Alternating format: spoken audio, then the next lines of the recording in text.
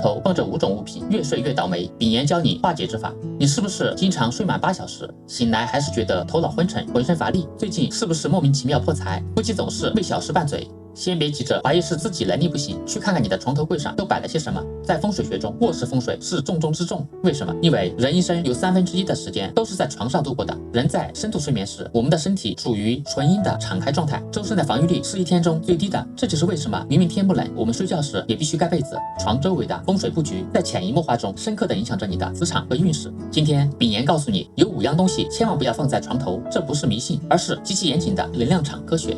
第一样物品，鲜花。很多讲究情调的夫妻喜欢在床头摆放漂亮芬芳的鲜花，但是在风水学中，这叫做催动桃花煞。鲜花旺盛的生殖能力会打乱睡眠空间的宁静，往往是诱发夫妻感情破裂、招惹烂桃花的隐形推手。而且花香在夜间会持续刺激中枢神经，让你精神亢奋，无法进入深度睡眠。而一旦鲜花枯萎，若未能及时处理，花枝腐败，瓶中的水变质，散发出的就是败气与死气，会严重败坏感情与财运。那摆不会枯萎的假花行不行？假花代表虚情假意和了无生机，也对感情运势不利，所以假花也不行。肯定会有人问，那放一盆生机勃勃的常青绿植总可以了吧？依然不行。学我初中生物的同学都知道，植物在夜间没有光合作用，而是生藤作用。植物会吸收氧气，释放二氧化碳，在玄学能量场中，这叫与人争气。你睡觉时本该是聚气养神，它却在床头掠夺你的气。正确的做法是，卧室最宜清静。如果你真的喜欢花草，请将鲜花或者绿植移到客厅或者阳台上，让木的生机去催旺明堂的活力，绝不能放在床头。第2样物品，垃圾桶。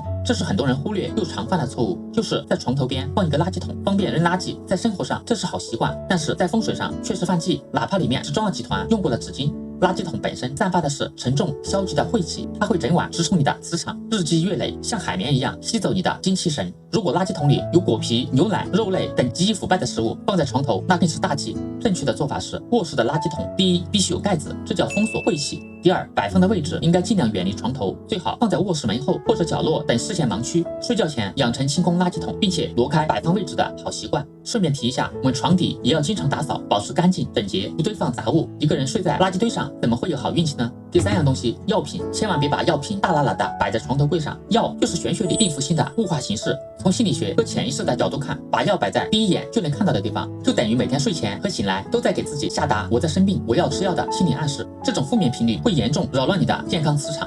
正确的做法是，所谓眼不见心不烦，请将药品收纳在床头柜的抽屉里，既保证了拿取方便，又切断了病符星的视觉暗示。第4样物品，金属刀具。在五行之中，金主、肃杀、剪刀、水果刀，甚至指甲剪等尖锐的金属物品放在床头，在风水上极易形成白虎煞。它的尖锐之气会切断你睡眠时的防护能量场，让你多梦、经济、偏头痛。或许有人会质疑，民间传说枕头底下放剪刀可以镇煞、辟邪、防噩梦，这难道是迷信，是错误的吗？非也，枕下放剪刀在玄学上叫做以煞制煞，这是当你遇到极度凶险的突发噩梦时采取的急救手段，就像生重病吃猛药，病好了就必须马上停药。如果你把它当成日常风水，长期放在床头枕下，白虎之气绝对会反噬自身。所以日常刀具、尖锐的金属工具，请务必收纳在抽屉里或者工具箱里。第5类物品，香薰机、加湿器或者流水摆件。很多人为了助眠养生或者加湿补水，把这些小电器放在离头最近的床头柜上，但在卧室风水中，床头是玄武位，也就是靠山，宜静不宜动，宜时不宜见流水。加湿器等装置不断喷出的水雾，不仅是冻水，更是悬空水，放在床头不仅犯了水灵头煞，让人常年处于阴湿之气中，诱发偏头痛和神经衰弱。其微弱的电击声和水流声更会破坏床头聚气的宁静磁场。正确的做法是，香薰机或者加湿器，请务必挪到床尾，也就是朱穴位、梳妆台上或者卧室的角落，让气流在明堂流转，而不是直冲你的头顶靠山。流水摆件最好放置在书房、办公桌上，能够助旺事业和财运。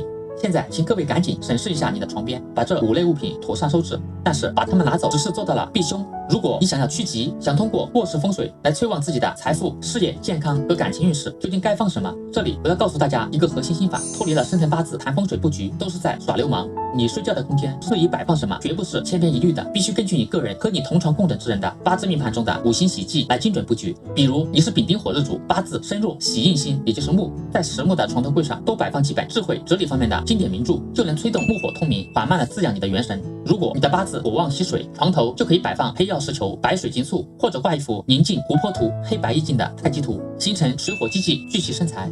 命运是一盘棋，你当下的过时不局是在声望你，还是在消耗你、伤害你？请来找我，不贩卖焦虑，只提供铁法。我是秉言子璇，你的人生战略规划师，请点赞、收藏、添加我的联系方式，让我用传承千年的易学智慧，为你深度解码，定制你专属的过时旺运策略。愿平安、健康和财富源源不断的流向你。我们下期智慧分享再见。